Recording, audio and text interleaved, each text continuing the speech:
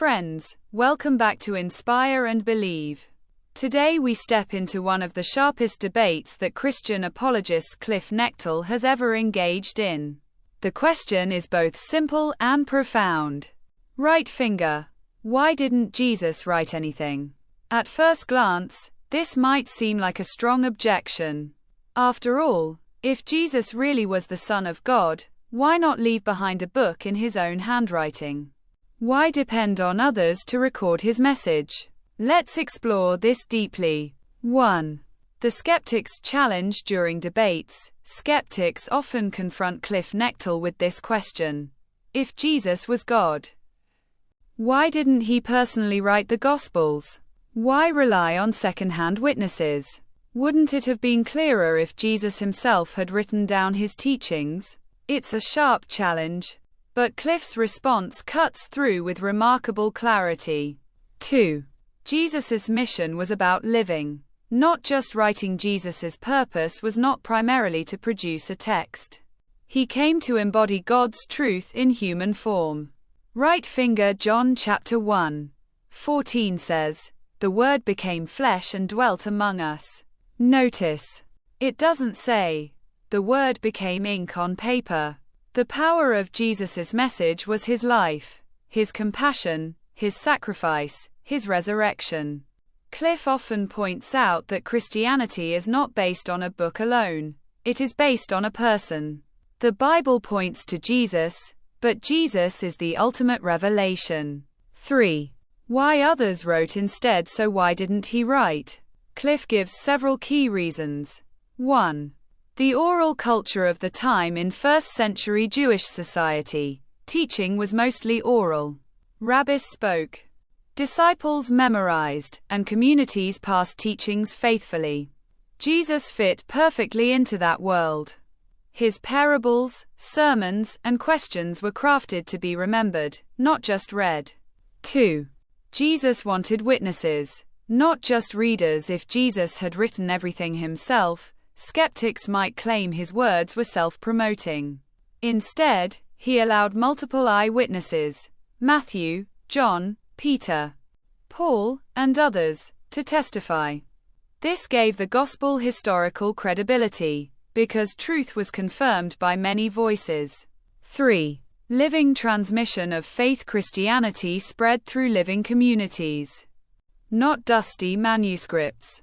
Believers shared their experiences. We saw him heal. We saw him crucified. We saw him alive again. That testimony carried power far greater than a scroll in a locked box. 4. The reliability of the witnesses. Skeptics say, but second-hand sources are weak. Cliffe answers, the Gospels are not distant myths, but eyewitness accounts written within the lifetime of those who walked with Jesus.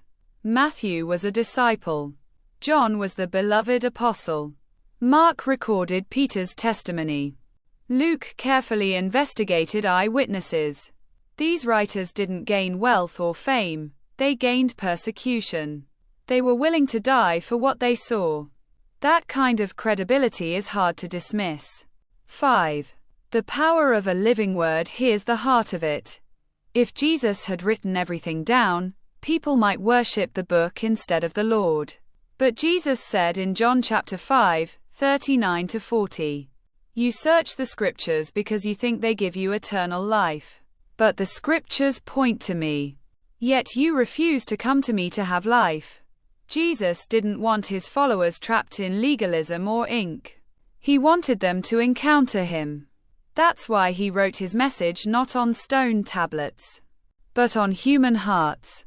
6. Cliffe's debate point. In debates, Cliffe drives this home. The question isn't, why didn't Jesus write?